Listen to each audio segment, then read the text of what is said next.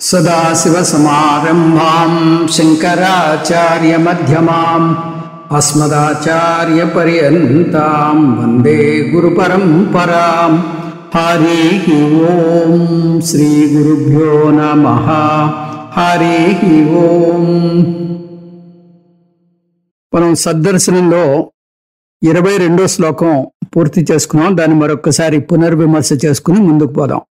యది సుతుర్వీక్షణమీక్షితారం అవేక్ష్య తన్మానసికేక్షణం స్యాత్ న ద్రష్టురన్యః పరమోహితస్య వీక్షాస్వమూలే ప్రవిలీయ నిష్టా.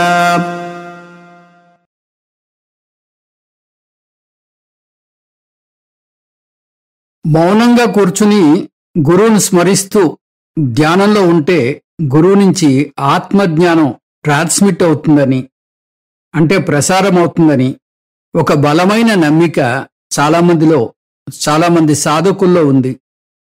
దీన్ని మౌన వ్యాఖ్యానం అని కూడా ఒక అందమైన పేరు పెడతారు. పైగా శంకర భగవత్పాదులు తమ దక్షిణామూర్తి స్తోత్రంలో దీన్ని పేర్కొన్నారని అంటారు. నిజానికి శంకర భగవత్పాదులు గాని రమణ మహర్షి గాని దీన్ని సమర్థించరు. దక్షిణామూర్తి స్తోత్రంలో మౌన వ్యాఖ్య ప్రకటిత పరబ్రహ్మ తత్వం యువానం అంటే ఆ పరబ్రహ్మ తత్వం మాటల్లో వ్యక్తమయ్యేది కాదు, భావన ద్వారా వ్యక్తమయ్యేది కాదు అని చెప్పడం. దీన్నే న వాగ్గచ్చతి నో మనః అంటుంది కేనోపనిషత్తు. అది మాటల్లో వ్యక్తమయ్యేది కాదు అనగానే గురువు నుంచి మౌన వ్యాఖ్యగా ప్రకటితమవుతుంది అని అర్థం తీయకూడదు. శంకర భగవత్పాదులు దక్షిణామూర్తి స్తోత్రంలో మౌన వ్యాఖ్య అంటే గురువు నుంచి మౌన వ్యాఖ్యగా ప్రసారమవుతుంది అని చెప్పలేదు.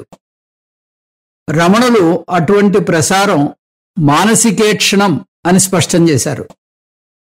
అది మనోకల్పన మాత్రమే అన్నారు. పరబ్రహ్మ తత్వం సజీవమైన శ్రోత్రియుడైన బ్రహ్మనిష్ట గురువు ద్వారా దీర్ఘకాల శ్రవణం వల్ల మాత్రమే తెలుసుకోగలం. సజీవమైన గురువు అనే పదం చాలా చాలా ముఖ్యం. అలా కాదంటే అశరీర గురువులు వచ్చి మాకు చెప్పారంటారు. అశరీర గురువులు చెప్పారన్నా, మౌన వ్యాఖ్యగా ప్రసారం అవుతోందన్నా సాధకుడు పురుష బుద్ధి నుంచే వచ్చింది. దాన్ని రమణ మహర్షి మానసికేక్షణం అంటే మనోకల్పన అన్నారు. ఆత్మజ్ఞానం ట్రాన్స్మిట్ చేయగలిగితే కృష్ణ పరమాత్మ అంత శ్రమపడి అర్జునునికి 700 శ్లోకాలతో కూడిన భగవద్గీత బోధించనవసరం లేదు. ఆయన కూడా ప్రసారం చేసి ఉండేవాడు. ఇది కేవలం రమణులు చెప్పిన మానసికేక్షణం. ఈక్షితారం అవీక్ష్య దర్శించేవానిని చూడకుండా తెలుసుకోకుండా ఈశితు వీక్షణం పరమాత్మ దర్శనం యత్ ఏదైతే తత్ ఆ దృశ్యము మానసిక ఈక్షణం మానసిక దృశ్యం స్యాత్ అవుతుంది అంటే మానసిక కల్పన అవుతుంది. ద్రష్టుః అన్యః ద్రష్ట కాక మరొక పరమః న పరమాత్మ లేనే లేడు. తస్య వీక్ష్య ఆయనకు దృశ్యమానమైనది స్వమూలే తన యొక్క మూలములో ప్రవిలీయ విలీనము చేసుకున్నప్పుడు నిష్ఠ ఆ నిష్ఠే ఆత్మదర్శనం అంటారు. ద్రష్టం తెలుసుకోకుండా పరమాత్మను దర్శించడం మానసిక కల్పన మాత్రమే అవుతుంది. నిజానికి ద్రష్ట అంటే పారమార్థిక బ్రహ్మ లేకుండా పరమాత్మ లేనే లేడు. మూలాన్ని తెలుసుకుని ఆ నిష్ఠలో ఉండడమే పరమాత్మ దర్శనం అంటే. రమణ మహర్షి 22వ శ్లోకంలో ఆత్మ గురించి తెలుసుకోకుండా పరమాత్మ గురించి తెలుసుకోవడం సాధ్యం కాదని చూపించారు. జీవుడి యొక్క స్వరూపం గురించి తెలుసుకోకుండా పరమాత్మ స్వరూపాన్ని తెలుసుకోలేము. ఎందుకంటే భగవంతుని స్వరూపమే ఆత్మస్వరూపము. ఈ జ్ఞానమే ఉపనిషత్తుల సారం, ముఖ్యంగా కేనోపనిషత్తు, బృహదారణ్యకోపనిషత్తుల సారం. తదేవ బ్రహ్మత్వం విద్ధి నేదం ఎదిదముపాసతే. కేనోపనిషత్.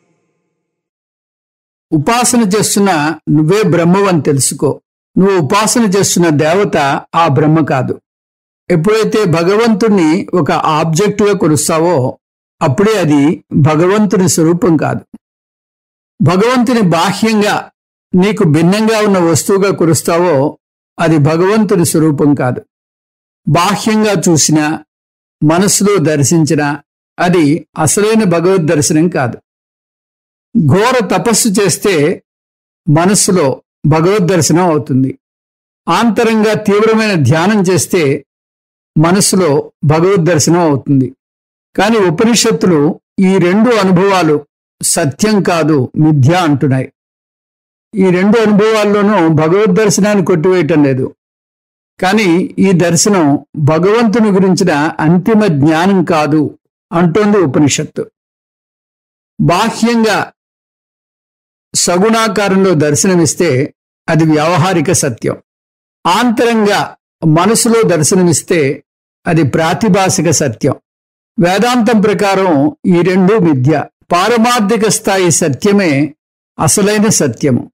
పారమార్థిక స్థాయిలో ఈశ్వరుడు అరూప ఈశ్వరుడు, నిర్గుణ ఈశ్వరుడు. వ్యావహారిక ప్రాతిభాసిక పదాలు అర్థం కాకపోతే బాహ్యంగా సాక్షాత్కారమైన భగవంతుడు వ్యావహారిక సత్యమని, ధ్యానంలో దర్శనమిచ్చిన భగవంతుడు ప్రాతిభాసిక సత్యము అని అర్థం చేసుకుంటే చాలు.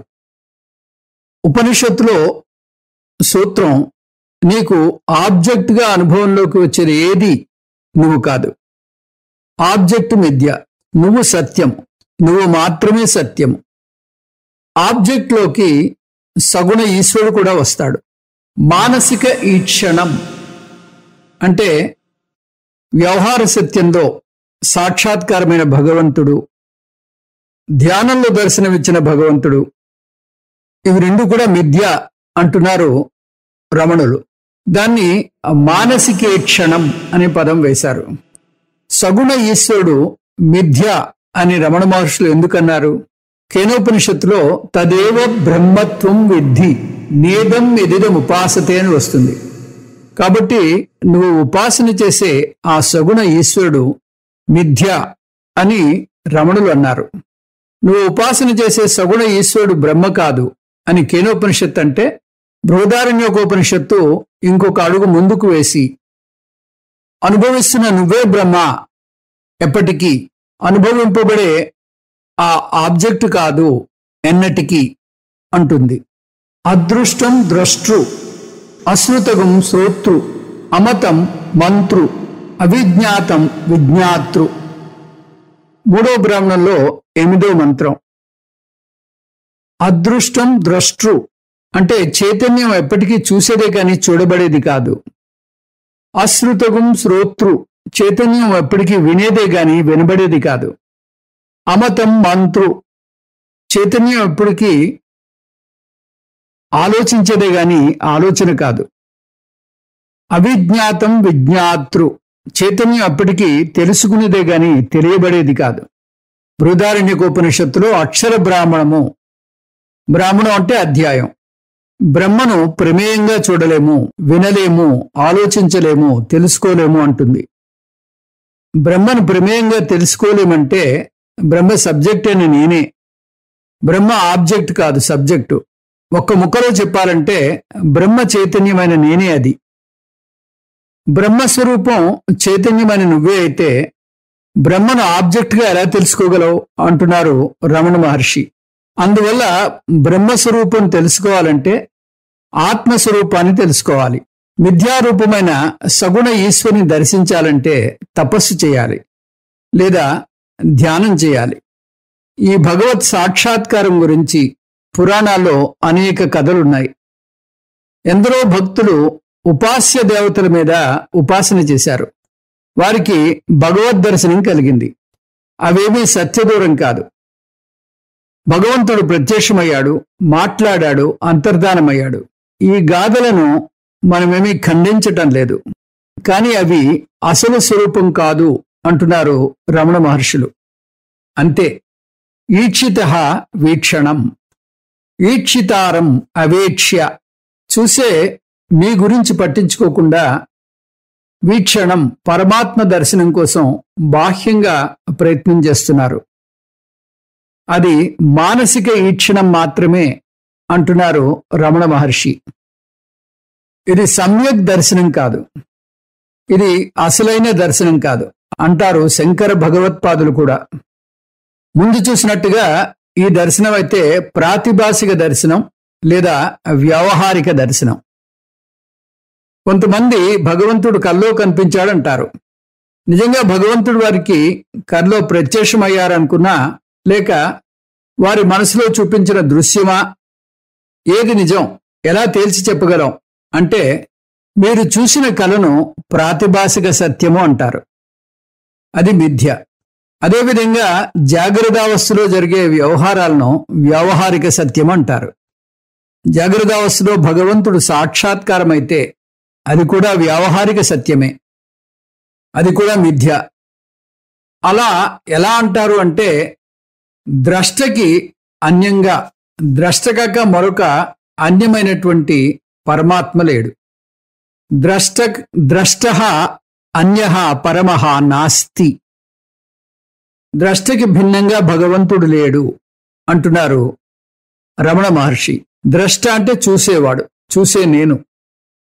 కానీ నేను అంటే ఇక్కడ నేను ఎవరో సరిగ్గా అర్థం చేసుకోవాలి. నేను అంటే అహంకారం కాదు, సాక్షి చైతన్యం. దీన్ని ఆత్మ అని కూడా అంటారు. ఈ సాక్షి చైతన్యం మనస్సును ప్రకాశింపజేస్తుంది. మనస్సును ప్రకాశింపజేస్తుంది అంటే ప్రయత్నపూర్వకంగా చేస్తుందని కాదు, కర్మ చేస్తుంది అని కాదు. సాక్షి సన్నిధి మాత్రంగా మనస్సు చైతన్యవంతమవుతుంది. దీన్ని ఇక్కడ ద్రష్ట అంటున్నారు. పరమః అన్యః నాస్తి. ఈ సాక్షి చైతన్యానికి భిన్నంగా మరొకటి లేదు. ఈ సాక్షి చైతన్యమైన నేను కాక సత్యమైన భగవంతుడు ఇంకొకరు లేరు. మిథ్యా భగవంతుడు వ్యవహారిక సత్యంలోనూ ప్రాతిభాసిక సత్యంలోనూ ఉన్నాడు. మరైతే ఈ సత్యమైన బ్రహ్మను నేను అనుభవించడం ఎలా అంటే, రామాయణం అంతా విని రాముడు సీతకు ఏమయ్యాడు అన్నట్టు ఉంటుంది. నీకు అనుభవంలోకి వచ్చేది ఏది భగవంతుడు కాదు, మిథ్య. భగవంతుడు అసలు అనుభవంలోకి రాడు అని చెబుతుంటే, సరే నాకు బాగానే అర్థమైంది. ఆ సత్యబ్రహ్మ ఎలా అనుభవంలోకి వస్తాడు? ఏదైనా సాధన చెప్పండి, లేదా గైడెడ్ మెడిటేషన్ చెప్పండి, గైడెడ్ టూర్ చెప్పండి అంటే ఎలా ఉంటుంది? తస్య వీక్ష. ఆ సత్యబ్రహ్మను దర్శనం చేసుకోవాలి అంటే స్వమూలే నిష్ఠ. నీ ఆత్మస్వరూపంలో నువ్వు నిలబడాలి అంటున్నారు రమణ మహర్షి. స్వమూలే అంటే ఇక్కడ స్వరూపం, నిష్ఠ అంటే నెలకొని ఉండడం. భగవద్ దర్శనం చేసుకోవాలంటే ఆత్మస్వరూపంలో నిలబడాలి. ఎలా నిలబడాలి? ప్రవిలీయ, అహంకారాన్ని లయం చేయడం ద్వారా భగవంతుని తెలుసుకోవడానికి ప్రయత్నించే అహంకారాన్ని లయం చేయాలి. ఎలా చేయాలి? భగవంతుని తెలుసుకోవడానికి చేసే ప్రయత్నమే అర్థం లేనిది అనే జ్ఞానం పొందడం ద్వారా భగవంతుని తెలుసుకోవాలని ప్రయత్నించే అహంకారాన్ని ప్రమాత అంటారు. ఈ ప్రమాతను లయం చేయాలి. తెలుసుకోవాలనే తపనను మానుకోవాలి. ఆ తపనను జ్ఞానం పొందడం ద్వారా లయం చేయాలి. నేను వెతుకుతున్న పరమాత్మ నేనే అనే జ్ఞానాన్ని పొందాలి. ప్రవిలీయం అంటే త్రిపుటిని లయం చేయడం. ప్రమాత, ప్రమేయం, ప్రమాణం ఈ మూడింటిని కలిపి త్రిపుటి అంటారు. ఈ త్రిపుటిని లయం చేయాలి. ఈ త్రిపుటిని లయం చేసి, ఆత్మలో లయం చేసి, స్వస్వరూప జ్ఞానంలో నిలబడ్డాన్ని స్వమూలే నిష్ఠ అంటారు. దాన్నే జ్ఞాన నిష్ఠ అని కూడా అంటారు. ఈ సత్యాన్ని మర్చిపోకుండా ఉండడమే జ్ఞాన నిష్ఠ. ఇంతకు ముందు క్లాసులో చూసాం ఇదంతా. ఇప్పుడు 23వ శ్లోకం చూద్దాం. ఆత్మానమీక్షేత పరం ప్రపశ్యేత్ ఇత్యాగమోక్తే సులభో న భావః నాత్మైవ దృశ్యో యది కాకదేశీ స్వయం తదన్నీ భవనం తదీక్షా. ఆత్మానం ఈక్షేత, ఆత్మను దర్శించాలి. పరం ప్రపశ్యేత్, పరమాత్మను కూడా దర్శించాలి. ఇది ఆగమ ఉక్తే అని వేదాలు ఘోషిస్తున్నాయి. భావః న సులభః, సులభము కాదు. యది కాని ఆత్మా ఏవ, ఆత్మ మాత్రమే, న దృశ్యః చూడబడినట్టయితే, ఈసే కాకథ పరమాత్మను గురించి ఏం చెప్పగలము? తద్ ఈక్ష ఆ దృశ్యము, తద్భవనం స్వయం ఒకరికి అన్నము కాగలదు. ఆత్మను దర్శించాలి, పరమాత్మను లేదా ఈశ్వరుని దర్శించాలి అని వేదాలు ఘోషిస్తున్నాయి. కానీ దాని అర్థం సులభగ్రాహ్యం కాదు. ఆత్మే చూడబడినప్పుడు పరమాత్మ గురించి ఏం చెప్పగలం? ఆ దృశ్యం స్వయంగా ఒకరికి అన్నం కాగలదు. ఇంతకు ముందు శ్లోకంలో చూసిన భావనే ఇక్కడ కూడా వస్తోంది. కాకపోతే భిన్న కోణాల నుంచి వస్తుంది. ఏమిటా భావన? సత్యబ్రహ్మ దర్శనం చేయాలంటే ఆత్మస్వరూపాన్ని అర్థం చేసుకోవడానికి మించి వేరే మార్గం లేదు అని అర్థం చేసుకోవాలి. ఒక విషయం మాత్రం మర్చిపోకూడదు. రమణ మహర్షి వ్యవహారిక దేవత దర్శనాన్ని ఏమాత్రం ఖండించటం లేదు, కించపరచటం లేదు. భక్తుల కథలు అపూర్వమే, భగవంతుని లీలలు అద్భుతమే. కానీ ఇక్కడ రమణ మహర్షి చెప్పాలనుకున్న విషయం వేరు. అలా ప్రత్యక్షమై వరాలిచ్చి అంతర్ధానమయ్యే భగవంతుడు సత్యబ్రహ్మ కాదు, మిథ్యా భగవంతుడు అని స్పష్టంగా చెబుతున్నారు. ఆ మాటకొస్తే కంటికి స్పష్టంగా కనిపించే, ప్రత్యక్షంగా కనిపించే బాహ్య ప్రపంచాన్ని మిథ్యగా కొట్టివేస్తుంది వేదాంతం. బ్రహ్మ సత్యం, జగన్ మిథ్య అంటుంది. అటువంటప్పుడు ప్రత్యక్షంగా కనిపించే ప్రపంచంలో ప్రత్యక్షంగా కనిపించే భగవంతుడు కూడా అదే హోదాలో ఉంటాడు. కంటికి కనిపించే జగత్తులో కంటికి కనిపించడానికి భగవంతుడు కూడా మిథ్యారూపాన్ని దాల్చాలి. అంత స్పష్టంగా కనిపించే భగవంతుడు సత్యం కాదంటే అసలు భగవంతుడెవరు? వేదాంతం అసలు భగవంతుడు కంటికి కనపడడు, ప్రత్యక్ష ప్రమాణానికి అందడు అంటుంది. అశబ్దం అస్పర్శం అరూపమవ్యయం తదారసం నిత్యమగంధవచ్చయత్ అనాద్యంతం మహతఃపరం ధ్రువం నిశ్చాయతం మృత్యు ముఖాత్ ప్రముచ్యతే. కంటికి కనిపించాడా? అయితే భగవంతుడు కాదు. వినిపించాడా? అయితే భగవంతుడు కాదు అని ఉపనిషత్తులు ఏకగ్రీవంగా ఘోషిస్తున్నాయి. ఈ సత్యబ్రహ్మ గురించిన సత్యాన్ని జీర్ణించుకోవడం అంత తేలికైన విషయం కాదు. ముఖ్యంగా సగుణ భక్తిలో రమించే వారికి, భగవంతుణ్ణి ఆర్తత్రాణ పరాయణుగా భావించి కొలిచేవారికి, పిలవగానే వచ్చి కోరికలు తీర్చాలని తప్పించేవారికి ఇది ఒక అశనీపాతంలాగా ఉంటుంది. వారు బాధపడతారని సత్యాన్ని చెప్పకుండా వదిలేరు కదా. ఎవరో ఒకరు వారికి సత్యాన్ని చెప్పాలి. అందువల్ల రమణ మహర్షి ఆ సత్యాన్ని చెప్పడానికి ముందుకు వస్తున్నారు. సత్యం చెప్పడం వల్ల ఆయన కొత్తగా నష్టపోయేదేమీ లేదు. ఆయన మన నుంచి ఏమీ ఆశించటం లేదు. అందుకని నిస్వార్థంగా, నిష్పక్షపాతంగా సత్యాన్ని చెప్తున్నారు. సత్యాన్ని ఉన్నట్టుగా దాన్ని కలుషితం చేయకుండా చెబుతున్నారు. ఏమిటా సత్యం? నీకు భిన్నంగా మరొక సత్యబ్రహ్మ లేడు. కాకపోతే ఈ భావన వేరే పద్ధతిలో చెప్తున్నారు. ఏమిటా పద్ధతి? ఉపనిషత్తులో బ్రహ్మం తెలుసుకోవాలనుకుంటే బ్రహ్మ కొత్త విషయం కాదు. ముందు ఈ విషయం అర్థం చేసుకోవాలి. మరైతే ఏం చేయాలి? బ్రహ్మ గురించి తెలుసుకోవాలంటే మీ గురించి మీరు తెలుసుకోవాలి అంటుంది ఉపనిషత్తు. ఆత్మానం ఈక్షేత, మీ స్వరూపాన్ని తెలుసుకోండి అంటున్నారు రమణ మహర్షి. నేను స్థూలమైన శరీరాన్న, ఇంద్రియాలనా, నేను మనస్సున, లేదా వీటికి భిన్నంగా ఉన్నానా? వీటికి భిన్నంగా ఉన్నాను అంటే ఆ భిన్నంగా ఉన్న నేను ఎవరు? ఆ నేను యొక్క స్వరూపం ఏమిటి? ఆత్మానం ఈక్షేత, అంటే ఈ విధంగా ఆత్మవిచారణ చేయాలి, స్వరూపాన్ని తెలుసుకోవాలి. పరం ప్రపశ్యేత్, ఆత్మజ్ఞానం పొందితే బ్రహ్మజ్ఞానం పొందుతారు. ఆత్మజ్ఞానం పొందితే చాలు, పరమాత్మ జ్ఞానాన్ని విడిగా పొందని అవసరం లేదు. ఎవరైనా నాకు ఆత్మజ్ఞానం కలిగింది, ఇంకా ఈశ్వర జ్ఞానం పొందడమే మిగిలింది అంటే వారికి ఆత్మజ్ఞానం సరిగ్గా అర్థం కాలేదని అర్థం. కాటుగా అంటే ఏమిటో నాకు తెలీదా, అది పసుపులాగా తెల్లగా ఉంటుంది అన్నట్టు. అలా అనే అతనికి, అలా చెప్పే అతనికి 3 రంగులు తెలియటం లేదు. అలాగే ఇక్కడ ఆత్మస్వరూపం తెలియదు అంటే బ్రహ్మస్వరూపం కూడా తెలియదు. రమణ మహర్షి ఏమంటున్నారు, ఆత్మజ్ఞానం పొందితేనే చాలు బ్రహ్మజ్ఞానం పొందుతాము అంటున్నారు. ఆత్మానం ఈక్షేత పరం ప్రపశ్యేత్ ఇది ఆగమముక్తేహే. రమణ మహర్షి ఇది నా సొంత సిద్ధాంతం కాదు, ఆగమ శాస్త్రాలు చెప్పిన విషయమే నేను చెబుతున్నాను అని ఇక్కడ స్పష్టంగా తెలియజేస్తున్నారు.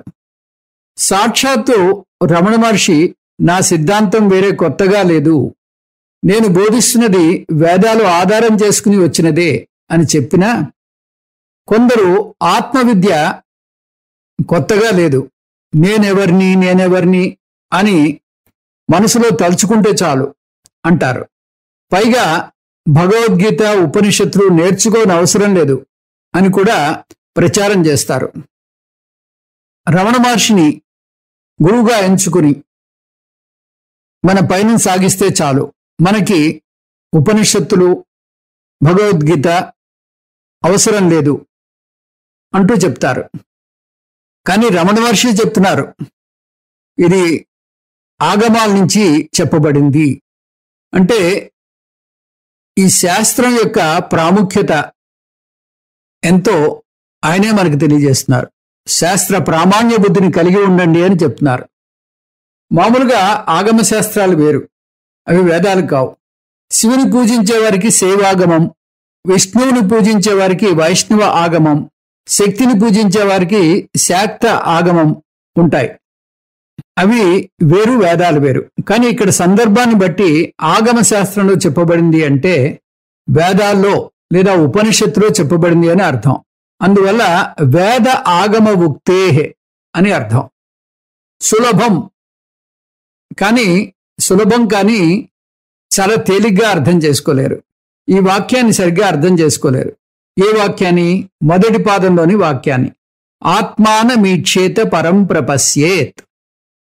ఆత్మజ్ఞానం పొందితే బ్రహ్మజ్ఞానం పొందినట్టే అనే వాక్యాన్ని అర్థం చేసుకోలేకపోతున్నారు.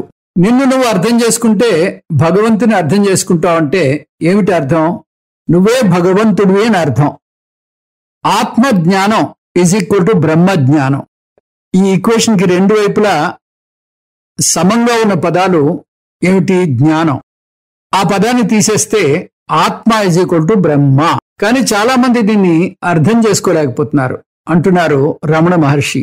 ఇది మహావాక్యం. వేదాల్లో మహావాక్యం చెప్పబడింది అంటే చాలు. ఎక్కడ చెప్పబడింది అంటారు కొంతమంది శాస్త్రం వారికి కొట్టిన పిండి అయినట్టు ఏదో చెప్పేసి అది శాస్త్రంలో ఉందనేస్తారు. ఎక్కడ చెప్పబడింది అంటే వారి దగ్గర సమాధానం ఉండదు. ఈ మధ్య ఒక పేరాలో గీతాసారం అని వాట్సాప్లో వైరల్ అవుతోంది.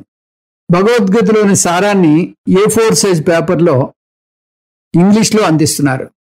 అనేక భాషల్లో వస్తోంది ఇది. అది మీరు చూసే ఉంటారు. నూతన సంవత్సరానికి ఈ సారాన్ని వేల సంఖ్యల్లో అచ్చువేయించి పంచుతున్నారు కూడా. ఎవరు రాశారో గాని అద్భుతంగా ఉంది, కాదంటం లేదు. అది జనాన్ని విపరీతంగా ఆకర్షిస్తోంది.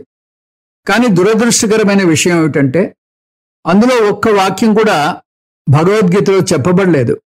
అయినా చాలా ఖ్యాతి పొందింది. బృహదారణ్యకోపనిషత్తు మీద ఒక జోకు ఉండనే ఉంది. మీరు ఏదైనా కొటేషన్ చెప్పి అది బృహదారణ్యకోపనిషత్తులో ఉంది అంటే అది చాలా పెద్ద ఉపనిషత్తు కాబట్టి ఎవరూ వెరిఫై చేయరు.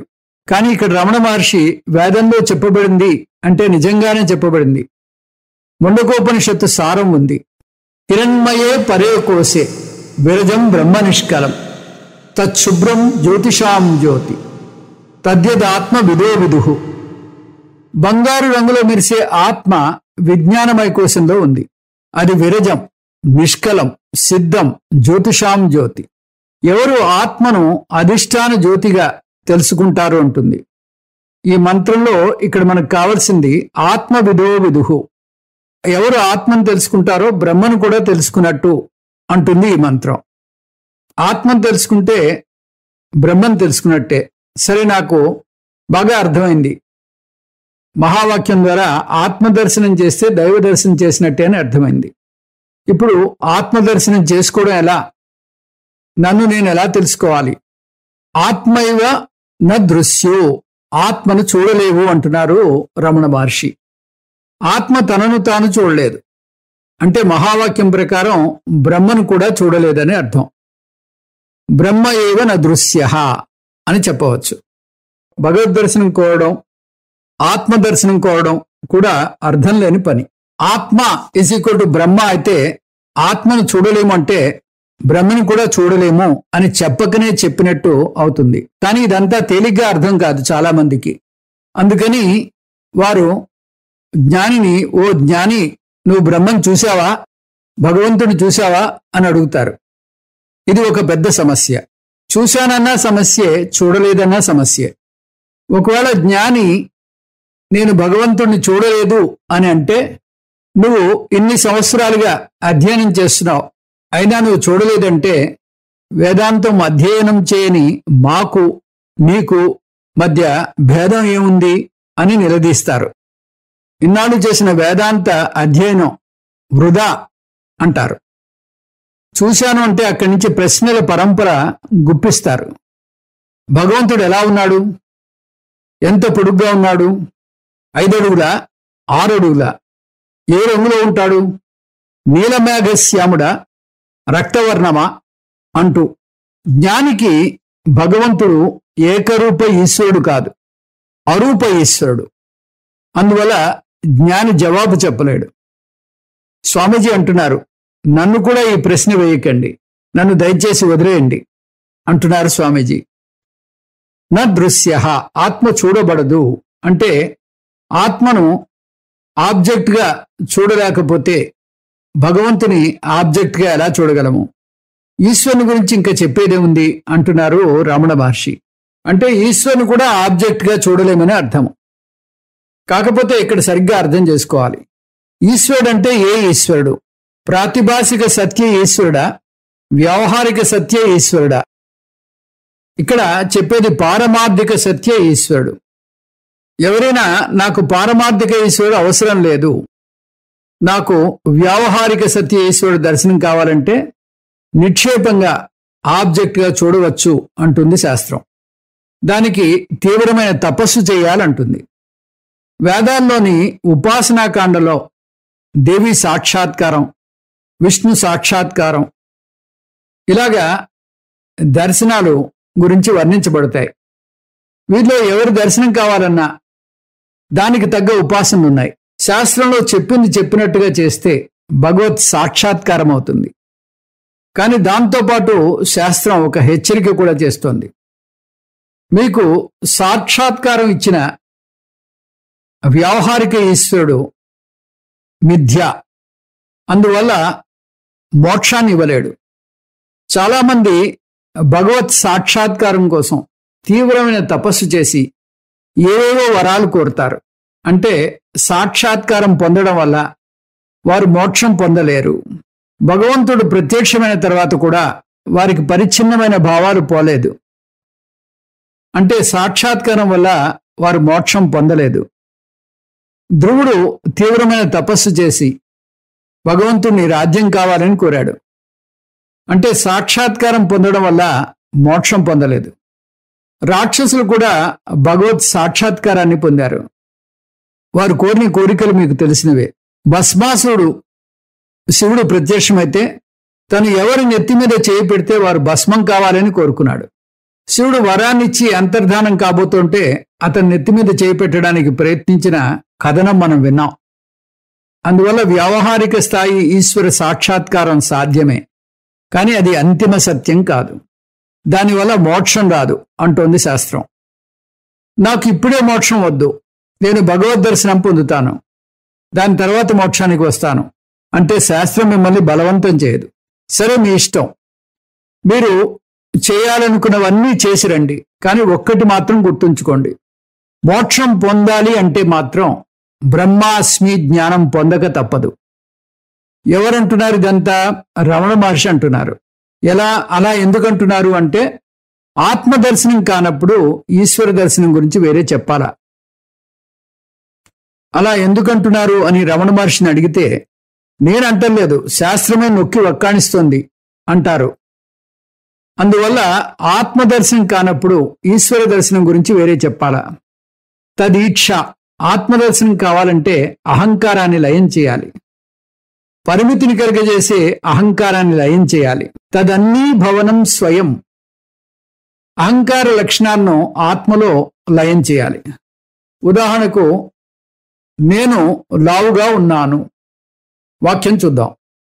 అందులో నేను అంటే స్వయం ప్రకాశక చైతన్యం, ఉన్నాను అంటే నా స్వరూపమైన ఉనికి, నేను ఉన్నాను అంటే నా చిదంశని సదంశని సూచిస్తున్నాయి.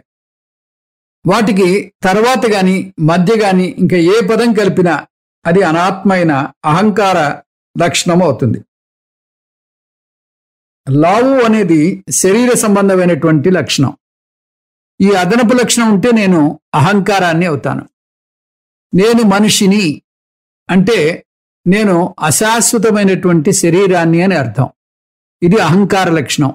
వేదాంతం నేర్చుకుంటే ఈ శరీర లక్షణాలు తీసుకువెళ్ళి శరీరానికి అప్పచెప్పేస్తాం. ఇవి ఆత్మనైన నాకు అంటవు. నేను లావు కాదు, అశాశ్వతమైన శరీరాన్ని కాదు అని అర్థం చేసుకుంటాం. ఇలా శరీరానికి సంబంధించిన లక్షణాన్ని తీసివేయడాన్ని భవనం అంటున్నారు రమణ మహర్షి. అంటే గుణాలను మార్చడం. అన్నాన్ని ఏం చేస్తాం? తింటాం. తినడం అంటే మింగివేయడం. నేను లావుగా ఉన్నాను వాక్యంలో లావు పదాన్ని మింగేస్తే మిగిలేదేమిటి? నేను ఉన్నాను. నేను ఉన్నాను అని చెప్పగలిగితే అది అన్నీ భవనం. అందువల్ల ఆత్మకు అన్నంగా వేయటమే ఆత్మదర్శనం. అహంకారాన్ని అన్నంగా వేయటం అంటే మళ్ళీ దాన్ని ఒక క్రియగా చూడకూడదు, బాహ్యంగా చేసే పని కాదది. అది బుద్ధిలో వచ్చే మార్పు, దృక్పథంలో కలిగే మార్పు. ఏం మార్పు చేయాలి? అహంకారం మిథ్య అని అర్థం చేసుకోవాలి. ఈ ఉదాహరణ ఇంతకు ముందు కూడా చూసాం. కుండ యొక్క మిథ్యాత్వ దర్శనం చేయాలంటే కుండను మట్టిలో లయం చేయాలి. మట్టి లేకుండా విడిగా కుండకు ఉనికి లేదని అర్థం చేసుకుంటే చాలు. దానికోసం కుండను ముట్టుకుని చూడనవసరం లేదు, లేదా కుండను పగలగొట్టని అవసరం లేదు, ఏ కర్మ బాహ్యంగా చేయని అవసరం లేదు. కుండను కుండగానే చూస్తారు, కానీ మీ బుద్ధిలో అది విడిగా ఒక వస్తువుగా లేదు అని తెలుసుకుంటారు. కుండ కనిపిస్తున్న మట్టి మాత్రమే అర్థం చేసుకుంటారు. అదేవిధంగా అహంకారాన్ని ఆత్మలో లయం చేయడం అంటే ప్రపంచం నుంచి పారిపోని అవసరం లేదు, కళ్ళు మూసుకుని నేనెవరు అంటూ కూర్చొని అవసరం లేదు. ప్రపంచంలో వ్యవహారం యథాతథంగా నడుపుతారు. కుండ మిథ్యా వస్తువు అని తెలిసా కూడా కుండను వాడతారు, అందులో నీరు తాగుతారు. అలాగే అహంకారం మిథ్యా అని తెలిసా కూడా వ్యవహారం నడపడానికి అహంకారాన్ని వాడతారు. కానీ బుద్ధిలో మాత్రం అహంకారం మిథ్య అని అర్థం చేసుకుంటారు. 24వ శ్లోకం చూద్దాం. ధియో ప్రకాశం పరమో వితీర్య స్వయం ధియోంతః ప్రవిభాతి గుప్తః ధియం పరావర్త ధియోంతరేత్ర సంయోజనాన్యేశ్వర దృష్టిరన్యా.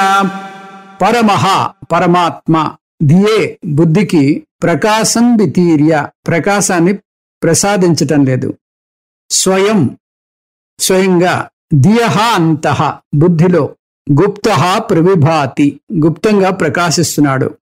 ధియం పరాప్తస్య బుద్ధిని పరావర్తనం చేయడం వల్ల, అత్ర ఇక్కడ, ధియః అంతరే బుద్ధి లోపల, సంయోజనాత్ సంయోగం చేయడం వల్ల ఈశ్వర సృష్టి పరమాత్మ దర్శనం నా అన్య ఇతరములు కావు.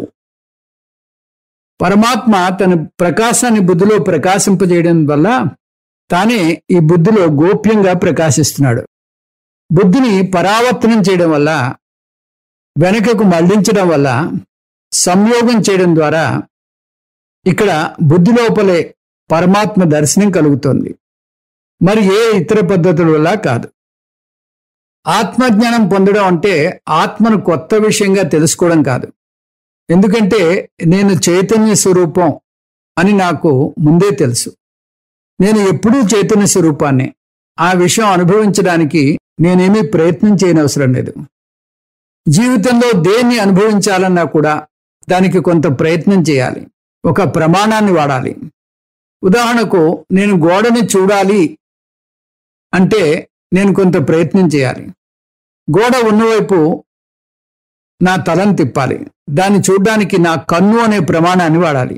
అప్పుడు గోడ చూసిన అనుభవం నాకు కలుగుతుంది. అంటే ఈ పనికి శ్రమ, కాలం రెండూ కావాలి.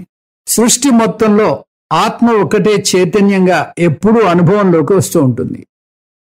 చైతన్యం వల్లనే నేను గోడల జడం కాదు, నేను చైతన్యం ఉన్న జీవిని, నా చుట్టూ ఉన్న పరిసరాలు తెలుసుకోగలుగుతున్నాను అని చెప్పగలుగుతున్నాను.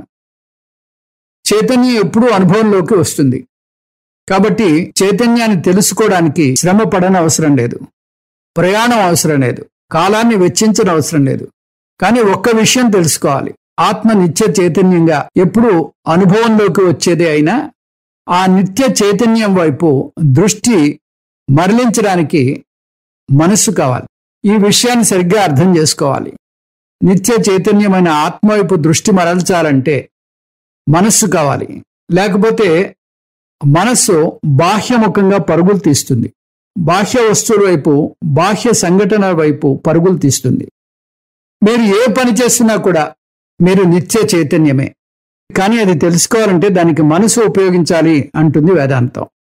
ఉదాహరణకు మీరు వార్తాపత్రిక చదువుతున్నప్పుడు ఎవరైనా మీరు చైతన్య స్వరూపమా జడమా అని అడిగితే మీరు దృష్టిని వార్తాపత్రిక నుంచి మీ వైపు మరలుస్తారు.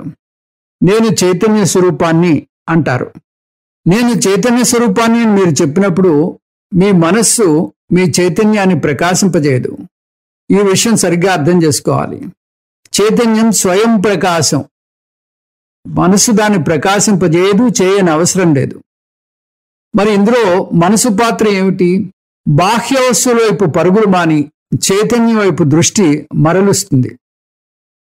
అప్పుడు మీరు చైతన్య స్వరూపులని, శరీరానికి చైతన్యం ఉందని అర్థం చేసుకుంటారు. అప్పుడు చైతన్య లక్షణాలు వివరించడానికి శాస్త్రం కావాలి. జడ ప్రపంచాన్నించి చైతన్యం వైపు తిప్పడానికి మనస్సు కావాలి. ఆ చైతన్య లక్షణాన్ని తెలుసుకోవడానికి శాస్త్రం కావాలి. చైతన్యం అనుభవం పొందడానికి కాదు. ఎందుకంటే చైతన్యం నిత్యం అనుభవంలోకి వస్తోంది. మళ్ళీ చెప్తున్నారు వినండి, చైతన్యం అనుభవించడానికి మనస్సు అవసరం లేదు.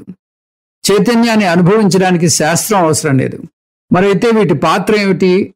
అనాత్మ నుంచి ఆత్మ వైపుకు, అంటే చైతన్యం వైపుకు మరలించడానికి మనస్సు కావాలి. మన దృష్టిని మరలించడానికి మనస్సు కావాలి. ఒకసారి చైతన్యం వైపు దృష్టి మరల్చాక ఎప్పుడూ అనుభవంలోకి వచ్చే ఈ చైతన్య లక్షణాలను తెలుసుకోవడానికి శాస్త్రం కావాలి. శాస్త్రం చైతన్యం యొక్క 5 లక్షణాన్ని వివరిస్తుంది. అది కూడా నిత్యం అనుభవంలోకి వచ్చే చైతన్య లక్షణాలే. అవి చైతన్యం శరీరంలో ఒక భాగం గాని లక్షణం గాని కాదు. దాని నుంచి ఉత్పత్తి చెందిన వస్తువు కాదు. చైతన్యం స్వతంత్ర వస్తువు.